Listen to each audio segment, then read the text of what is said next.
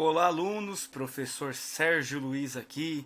Vamos continuando com a nossa aula de Sociologia sobre Democracia, Cidadania e Direitos Humanos. Estamos aí na democracia ainda, né? Nessa segunda parte, vamos chamar aí, segunda aula da primeira parte, sobre a teoria democrática moderna. Então, a teoria democrática que surgiu a partir do século XVI até o século XVIII, um período histórico assim predominante dessa teoria. É também chamada de teoria política. Então a gente vai citar aqui filósofos políticos, cientistas políticos, pais do pensamento político moderno e contemporâneo. É a nossa aula 2 a respeito do capítulo 7. A teoria democrática moderna. Então, a partir do século XVI, começou a surgir, influenciado pelo Renascimento, a Idade Média entra em decadência, surge uma nova, o renascimento cultural traz uma nova perspectiva antropocêntrica, então muda, há uma mudança social de fato. E o individualismo começa a surgir. E o liberalismo político. Esse individualismo não é esse individualismo contemporâneo de só pensar em si mesmo. Não, é os direitos individuais. E o liberalismo político também vai ser um berço aí, né? O povo quer mais liberdade, o povo quer poder participar, o povo quer eleger os seus representantes. Então começa a surgir, emergir essas ideias na sociedade. E a democracia, ela vai assumir um novo princípio, diferente do modelo clássico grego, ateniense, ativa, onde o cidadão governa. Na verdade, a democracia vai surgir novamente, né? Ela vai surgir, mas com uma nova roupagem, um novo estilo de democracia. A democracia grega, segundo Silva et al., né, nosso livro didático, ela é baseada na igualdade. Não é à toa que o demos são os iguais.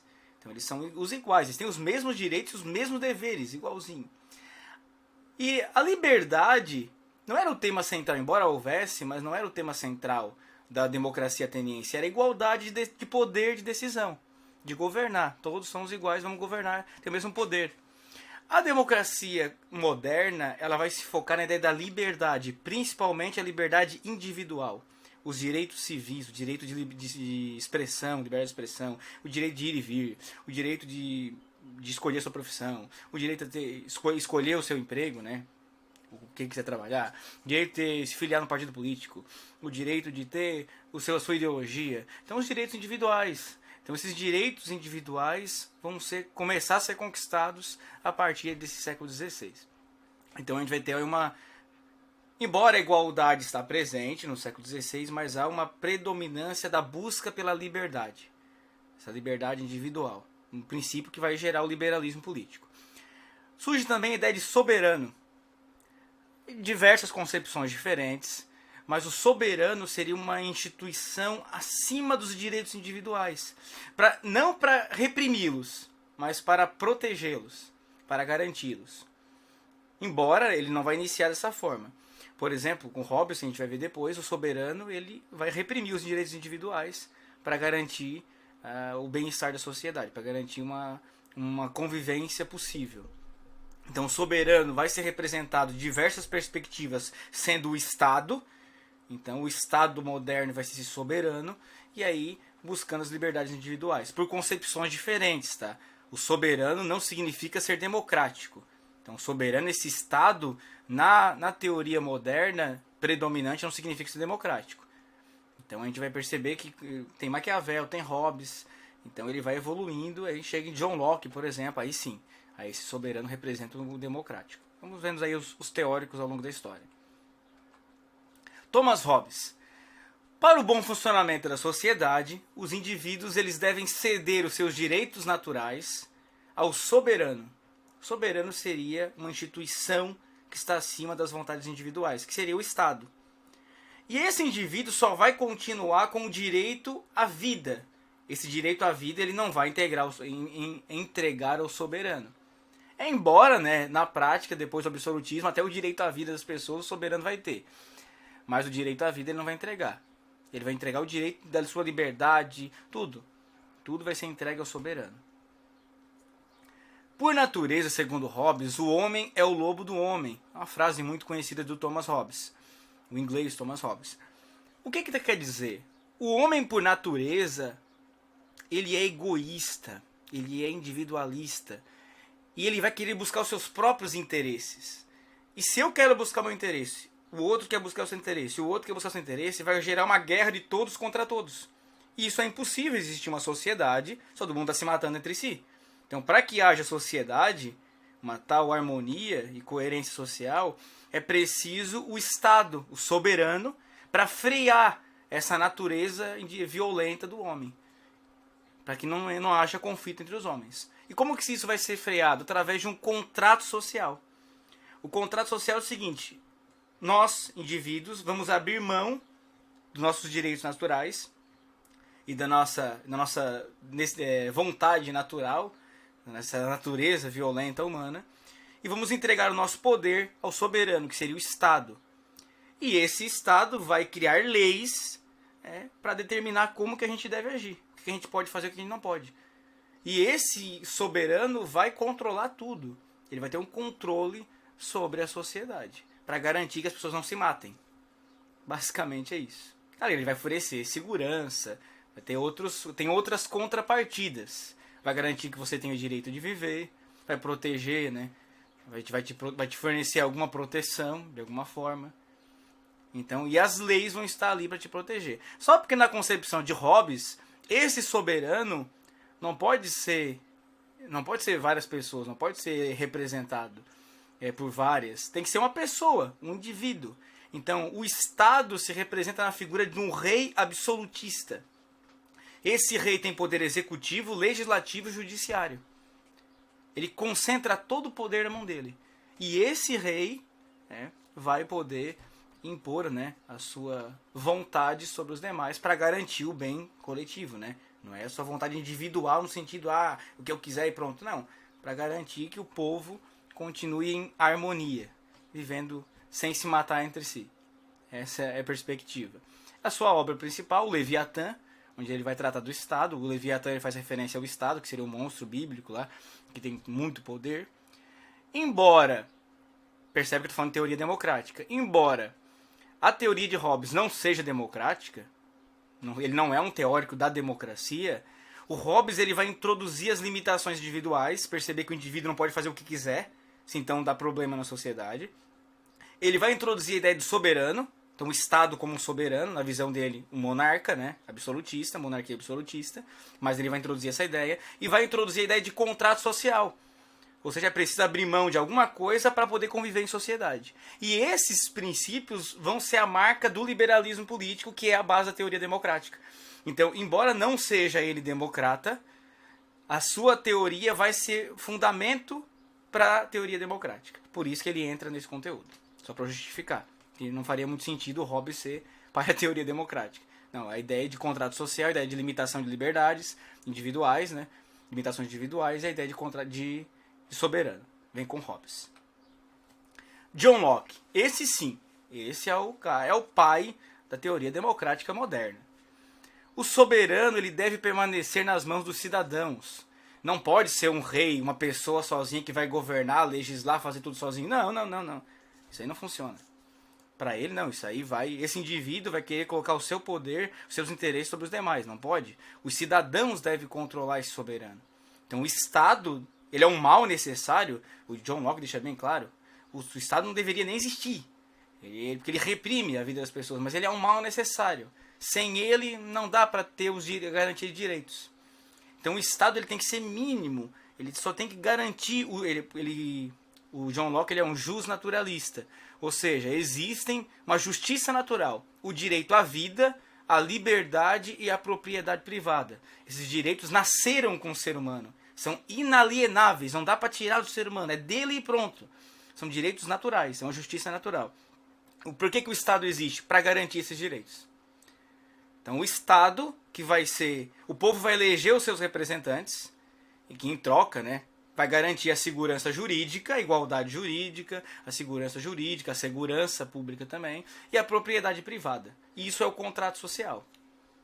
Então o indivíduo abre mão de parte da sua liberdade, parte dela, em troca... O Estado vai votar nesses representantes, né? Então ele não vai escolher diretamente, ele vai votar no representante, o representante vai governar sobre ele.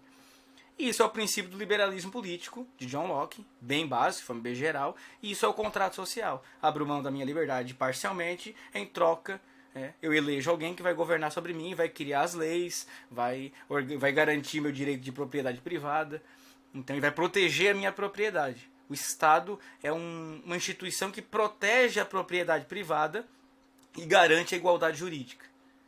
Esse é o princípio, né, do liberalismo político. Entretanto, segundo Silva et al., a implantação do liberalismo, da teoria de Locke, não garantiu essa igualdade proposta por ele. Essa igualdade, todo mundo vai ser igual perante a lei, todo mundo vai ter o direito à vida, à liberdade, à propriedade privada, não é bem assim. Esse liberalismo proposto por Locke vai consolidar o poder de uma classe social chamada burguesia, que vai, desenvolver e potencializar o capitalismo industrial. Então, esse é o princípio, porque essas liberdades individuais vão dar poder demais a uma determinada classe, que é a classe burguesa. O princípio da maioria é fundamental para o funcionamento das instituições democráticas, ou seja, a maioria vota. Todo mundo vota, o cidadão vota, sufrágio universal, ele defende o voto universal para todo mundo. Todo mundo vota só porque a maioria vence. A maioria decidiu, está feito. Quem a maioria votar vai ser eleito. E a lei deve valer para todos. Todos, independente da classe, de etnia, etc. A lei é igual para todo mundo. Todos são iguais perante a lei. Todos, teoricamente, As leis devem ser feitas por representantes do povo. Então, logo, ele defende uma democracia representativa. A aula anterior, não falei da democracia representativa? Então, o defensor da democracia representativa é John Locke. Ele tem outros, claro, ele é um dos grandes defensores da democracia representativa. Embora ele seja contra o Estado a princípio, ele diz que o Estado é um mal necessário. Mas fazer o quê? Tem que ter. É ruim, mas sem é pior. Então, a democracia representativa seria a teoria democrática de John Locke. Então, o justnaturalismo, democracia representativa, para garantir esses direitos naturais. As principais obras dele são os 2 tratados sobre o governo, o primeiro e o segundo tratado sobre o governo. Tem outros tratados sobre a tolerância, tem outras obras, inclusive ele foi pai do empirismo, empirismo britânico, muito conhecido na filosofia, na epistemologia também, estudado na epistemologia, e também um teórico do pensamento político muito forte. Jean-Jacques Rousseau. O Rousseau ele vai estar no mesmo contexto ali de liberalismo político, mas ele não concorda. É um pré-revolucionário francês, está ali no contexto da sua teoria, mas ele não concorda bem com Locke. Não é bem assim. Segundo o Jean-Jacques Rousseau, a natureza humana é boa. O ser humano, por natureza, ele é bom. Mas quando a primeira pessoa, o grupo, cercou o primeiro terreno, o primeiro pedaço de terra, e disse, isso aqui é meu, acabou a história da humanidade. Dali em diante ferrou tudo. A propriedade privada é a origem de todos os males, na visão do Rousseau. Então não é que o ser humano é mau, como Hobbes afirmava, por natureza. Não, é a propriedade privada que trouxe esses males à humanidade. Porque aí um quer proteger a propriedade, um quer pegar a propriedade do outro, um quer proteger a sua propriedade, aí começa a se matar entre si. Então, a igualdade, na visão dele, se dá pelo comprometimento de todos com o bem comum. Ele chama isso de vontade geral. A vontade geral não é a soma das vontades individuais. Seria uma vontade que vai beneficiar todos. Então, é um interesse coletivo. Então, a proposta do Rousseau é que a democracia busque a vontade geral, ou seja, o bem comum. Então, as decisões democráticas precisam beneficiar a todos. Então, por isso, ele defende que todos são iguais perante a lei. É um princípio do liberalismo político também. Todos são iguais perante a lei. Não existe distinção entre pessoas perante a lei. Então, a lei tem que valer para todo mundo. Na visão dele, a participação política é a deliberação, a escolha pública, coletiva, democrática, que organiza a vontade geral. Essa seria a real democracia. Então, para ele, não dá para representar a vontade geral. Porque a vontade geral não é um interesse coletivo. Então, como que eu vou conseguir representar o interesse coletivo? O interesse coletivo não pode ser representado, ele precisa ser ouvido. Então, não tem como o cidadão através do voto, conseguir fazer o interesse coletivo ser representado numa pessoa. Vamos dar um exemplo na prática. Um deputado precisa eleger 50 mil votos, no mínimo, sei lá. Ele não vai representar o interesse coletivo. Tem 210 milhões de habitantes. Ele foi eleito com 50 mil votos, vamos supor. Um exemplo só. Então, ele não representa nem os interesses do grupo que o elegeu, aqueles 50 mil. Imagina o interesse coletivo. É impossível conseguir representar os interesses coletivos. Na visão do Rousseau, não dá. O interesse coletivo não pode ser representado, ele tem que ser exercido. Então, para o Rousseau, a vontade geral não pode ser representada. Logo, ele defende uma democracia direta. Lá, lembra da democracia ateniense, onde o cidadão governava diretamente? É isso que o Rousseau defende. Então, o cidadão tem que governar, ele tem que participar diretamente do governo, ele tem que contribuir nas decisões a todo momento, e não só ser representado, porque a vontade geral não pode ser representada. O bem coletivo não pode ser representado. O interesse comum não pode ser representado. Só através da participação direta dos cidadãos. As suas principais obras, o discurso sobre a origem e fundamento da desigualdade entre os homens, um texto bem pequeno, e o Contrato Social, que é a mais conhecida, né? Tem o Emílio também, outras, mas o Contrato Social, que vai tratar dessa teoria democrática, é a obra muito conhecida de Rousseau. Uma frase dele: uma sociedade só é democrática, efetivamente democrática, quando ninguém for tão rico que possa comprar alguém e ninguém seja tão pobre que tenha que se vender a alguém. Então, só haverá uma democracia plena quando ninguém for tão rico para poder comprar os outros e ninguém tão pobre a ter ponto de ter que se vender para o outro. Isso seria uma frase que explica muito, muito claro assim, o pensamento de Rousseau. Assim. Uma frase bem elementar do pensamento dele. Então, e também a outra, né? O homem nasce bom e a sociedade que o corrompe. Essa frase também é muito... Não é bem... o homem nasce livre, a sociedade impõe as suas amarras. Mas, na verdade, é isso. O que corrompe o ser humano é a propriedade privada.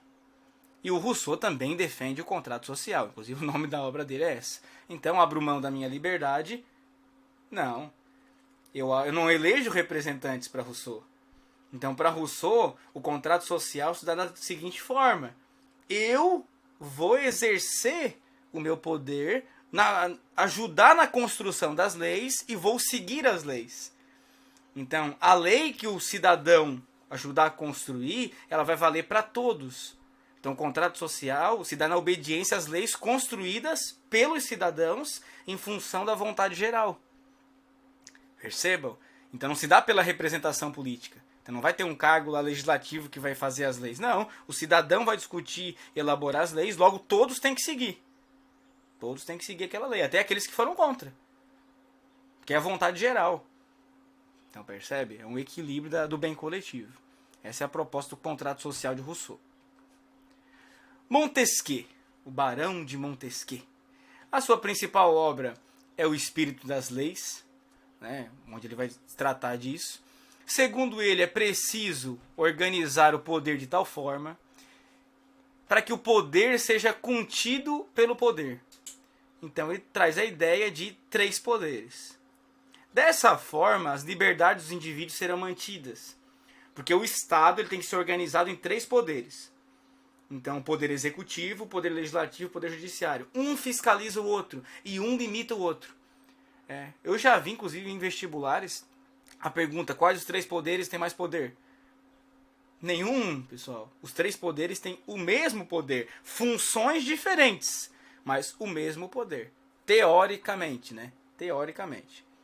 Por exemplo, num parlamentarismo, o poder legislativo indica o primeiro-ministro. Eles elegem o primeiro-ministro. Então, olha o poder que o legislativo tem. Teoricamente, são 3 poderes, mas na prática são 2. O judiciário e o executivo e o legislativo trabalhando junto. E aí o legislativo acaba elegendo, escolhendo o primeiro-ministro. Então fica meio estranho, né? Na prática, quando você vê a prática e você trabalha com a teoria, parece que não faz muita relação, mas teoricamente sim, um poder fiscaliza o outro. Não é à toa que se o primeiro-ministro vê que o parlamento está avacalhando, ele tem o poder de solução de parlamento. E se o parlamento perceber que o primeiro-ministro está avacalhando, o governo não está legal, ele pode dissolver, tirar, depor, né, o primeiro-ministro do cargo e escolher outro. Então existem essas formas aí de garantir os três poderes. A gente vai ver um pouquinho desses três poderes aqui, né? Uma fotinho sobre o Barão de Montesquieu, Charles Louis Secondat, ou Barão de Montesquieu. O executivo aqui é o governo, então o executivo ele eleito, né? Ele é eleito, trabalhando com democracia, ele é eleito pelo povo, cargos executivos. Hoje, vou pegar Brasil, prefeito, governador, presidente da república. Ele é a administração do Estado, é essa parte, é o poder do Estado que vai administrar, que vai governar segundo as leis. Tudo que o executivo for fazer tem que ser autorizado por lei. Tudo. Ele só pode fazer o que a lei permite. É assim que funciona. O cidadão só pode agir até o que a lei proíbe, né? Não, o executivo só pode fazer o que a lei permite. Tem que estar explícito na lei. Você pode fazer isso, você pode fazer aquilo. Então não pode. Ele age, governa segundo as leis. O legislativo faz as leis, modifica as leis, discute as leis e fiscaliza os outros poderes. O judiciário executa as leis, cumpre as leis, né, criadas pelo legislativo, fiscaliza os outros poderes. E também, né, aquele que foi prejudicado de alguma forma, ele tenta beneficiar aquele, né, através das leis. Algum direito foi tirado, né, de um indivíduo, então ele tenta compensar aquele direito, né, que foi tirado daquele indivíduo, devolver esse direito com alguma compensação. Isso é função do judiciário. E fiscaliza também. O executivo também fiscaliza o legislativo e o judiciário. Então os três poderes têm funções diferentes, mas o mesmo poder. A liberdade se dá em fazer o que a lei permite. Pois todos fizeram o que a lei proíbe, não haveria mais liberdade. Então a visão do Montesquieu é interessante, porque é o seguinte: se todo mundo fizer o que a lei proíbe, se um indivíduo fizer o que a lei proíbe, os outros também o farão. Logo, vai restringir a liberdade dele. Vamos supor, eu quero sentar nessa cadeira, o outro indivíduo também quer. Tem 100 pessoas que querem. Vão se matar entre si para quem que vai querer sentar na cadeira, porque só tem uma cadeira.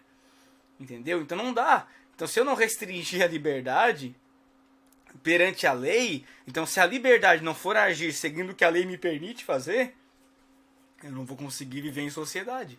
Então é necessário fazer só o que a lei permite. E é o que a lei proíbe, não pode ser feito. Porque é o que garante a liberdade. Percebe que, por incrível que pareça, a lei garante a liberdade. Porque ao restringir a liberdade, ao limitar a liberdade, a lei garante que a liberdade exista. Porque a liberdade não é integral, ela é parcial. Você não pode fazer tudo o que você quer. Você pode fazer aquilo que a lei permite. Porque o outro também tem o espaço dele. Assim todo mundo consegue fazer o que a lei permite e cada um fica no seu espaço. Cada um tem a sua casa, tem o seu terreno, tem a sua propriedade privada, tem o seu direito de votar, cada um no seu tempo. Já pensou se todo mundo quiser votar ao mesmo tempo? Não dá. Tem que tirar uma fila, cada um à sua vez. É o que a lei permite, cada um da sua vez. Voto secreto, um por vez. Então percebam, se não agir segundo o que a lei permite, a sociedade seria impossível de existir. E o Estado também seria possível de existir. Então o Estado também segue esse princípio, né? Essa é a visão de Montesquieu, né? Então só posso fazer aquilo que a lei me permite.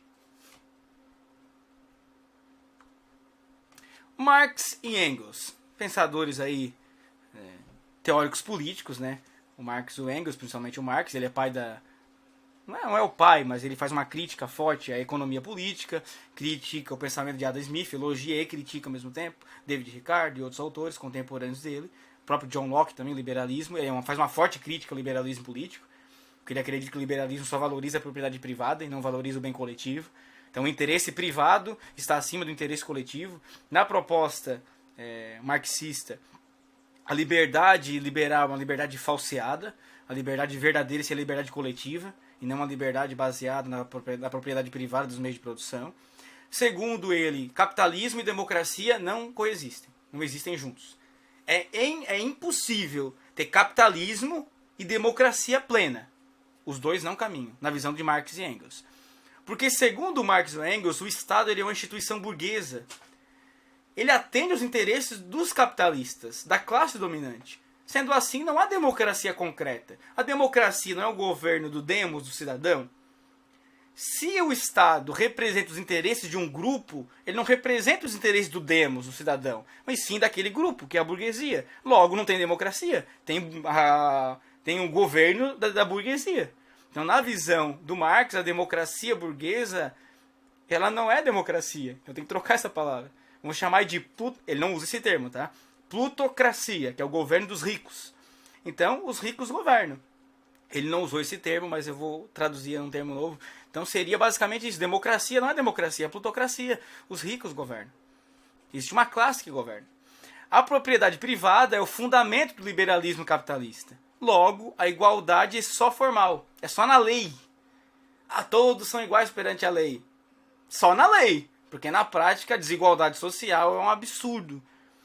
A mais-valia, a exploração do trabalho, a marginalização social, a exploração, a miséria, a desigualdade, a exploração de países sobre os outros, por exemplo, do Brasil, que é um país, América Latina em geral, que é um país explorado, um país subdesenvolvido, um país que é explorado pelos países do norte. Então percebe que não existe democracia na prática no capitalismo, existe exploração, e mascarado, né, com a propaganda.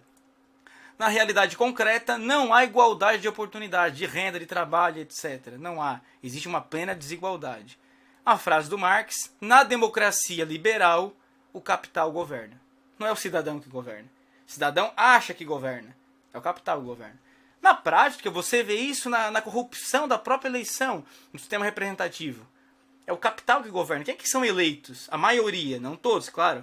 A maioria que é eleito é aquele que tem grana. É aquele que investe. Ou em propaganda, ou em publicidade, ou até na corrupção mesmo, né? No clientelismo, no patrimonialismo, na corrupção, na compra do voto. Então percebe que até nisso, até nesse mínimo detalhe que isso não é o capital, isso é só uma representação mínima do capital, até ali o dinheiro fala mais alto. Então não é o interesse coletivo que predomina, é o capital que governa. O interesse das grandes corporações. Quando o Marx cita capital, as grandes empresários, a grande burguesia, a classe dominante. Então a gente fica por aqui. Desculpa a aula ser um pouco extensa, mas é preciso trabalhar esses conceitos. E aí ficam os exercícios para vocês, para reflexão com base nas aulas. E bons estudos e boas semanas de estudos.